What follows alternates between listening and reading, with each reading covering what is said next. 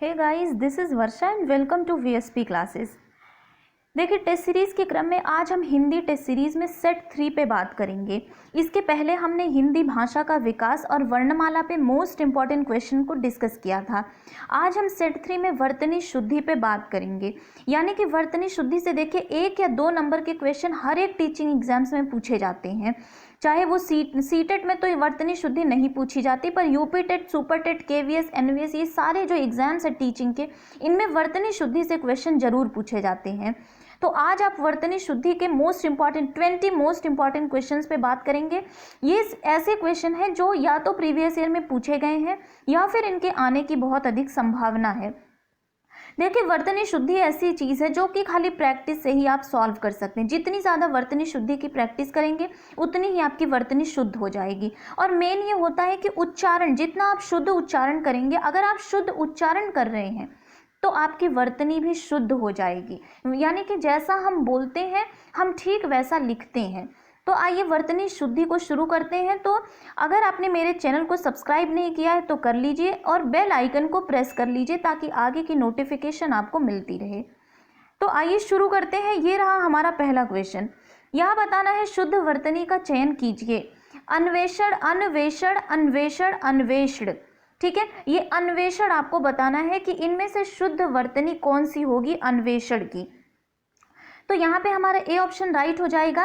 अन्वेषण, अन्वेषण को देखेंगे तो आप ऐसे लिखा जाएगा। ये तीनों जो है वो अन्वेषण गलत वर्तनी है। ठीक है, तो वर्तनी शुद्धि अन्वेषण की ए ऑप्शन राइट आंसर हो जाएगा। नेक्स्ट क्वेश्चन पे चलते हैं।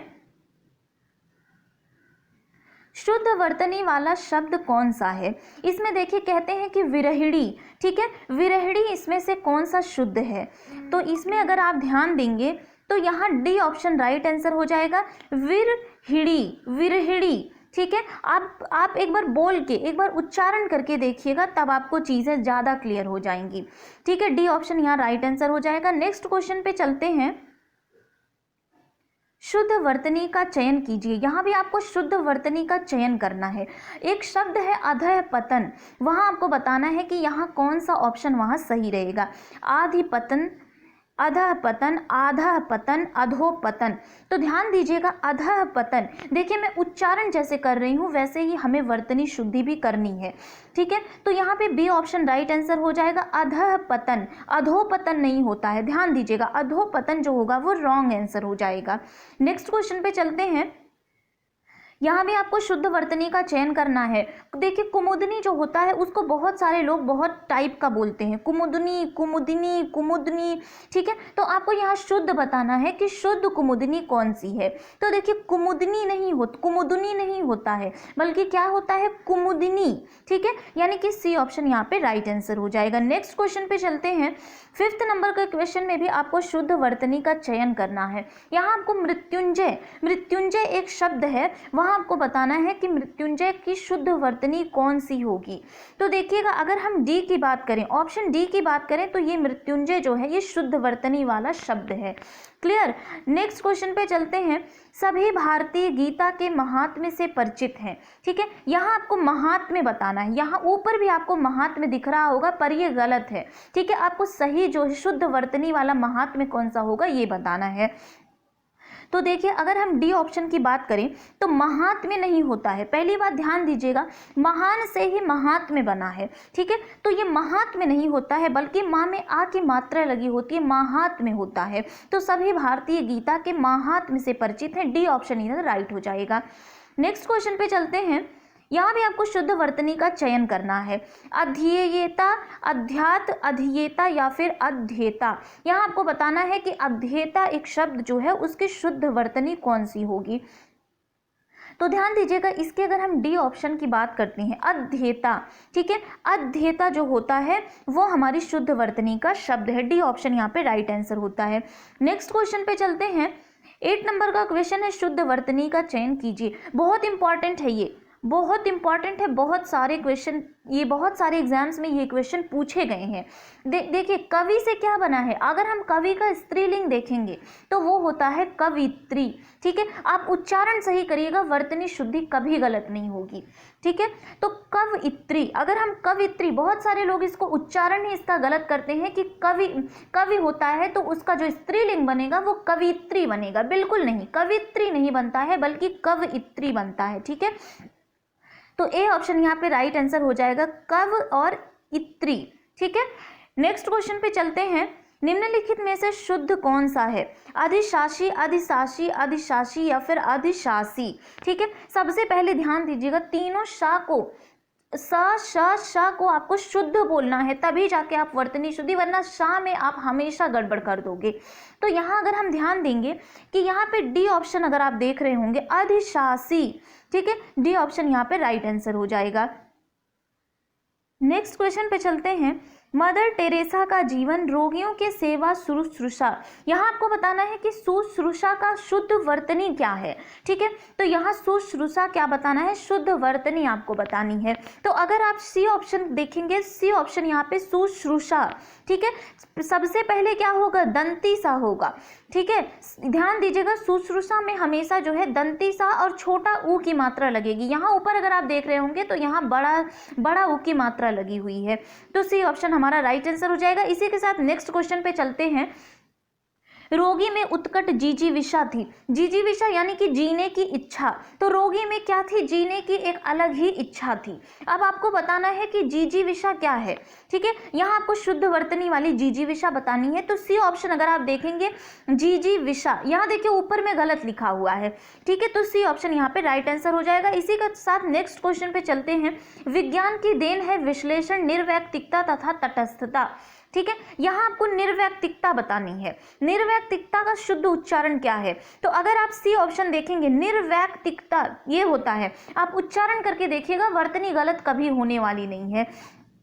अगर आप निर्वैयक्तिकता का उच्चारण करेंगे तो सी ऑप्शन राइट आंसर हो जाएगा। नेक्स्ट क्वेश्चन पे चलते हैं। दिनकर यानी कि रामधारी सिंह दिनकर की बात हो रही है कि राष्ट्रीय भावधारा के ओजस्वी कवियों में अगर गण्य है, यहाँ आपको अगर गण्य जो लिखा है वो अशुद्ध उच्चारण है इसका। ठीक है, यहाँ आपको अग्रगण्य बताना है, यानी कि आगे हैं, वो श्रेष्ठ कवियों में है। ठीक है, तो देखिए अगर आप सी ऑप्शन को देखेंगे तो अग्रगण्य। ठीक है, अग्र और गण्य यानी आगे में इनको गिना जाता है। नेक्स्ट क्वेश्चन में चलते हैं। देश सेवा के मार्ग पर चलते हुए उन्होंने व्यक्तिगत कष्टों की बिल्कुल परवाह ना की, यहाँ आपको ये व्यक्तिगत जो लिखा हुआ है इसका सही उच्चारण बताना है, यानी कि सही वर्तनी का चयन करना है। तो डी ऑप्शन अगर आप देखेंगे तो वैयक्तिक। ठीक है, देश सेवा के मार्ग पर चलते हुए उन्होंने वैयक्तिक कष्टों की बिल्कुल परवाह ना की।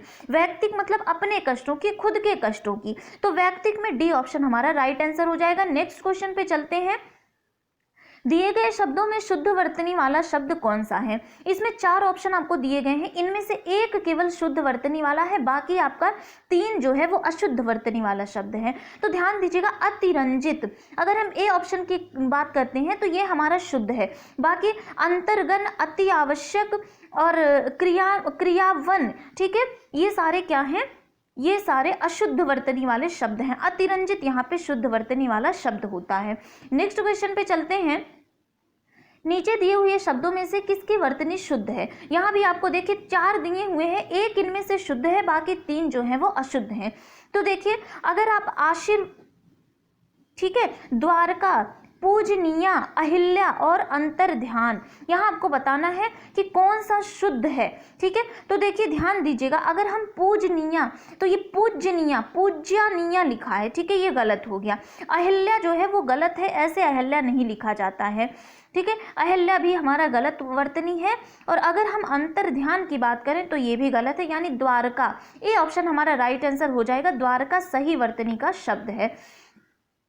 नेक्स्ट क्वेश्चन पे चलते हैं। यहाँ आपको बताना है कि शुद्ध वर्तनी वाला शब्द कौन सा है। एक शब्द है, बचपन में हम बहुत खेलते थे, क्या खेलते थे, अंत्याक्षरी। देखिए शुद्ध वर्तनी, शुद्ध उच्चारण करिए, वर्तनी अपने आप शुद्ध लिखेंगे।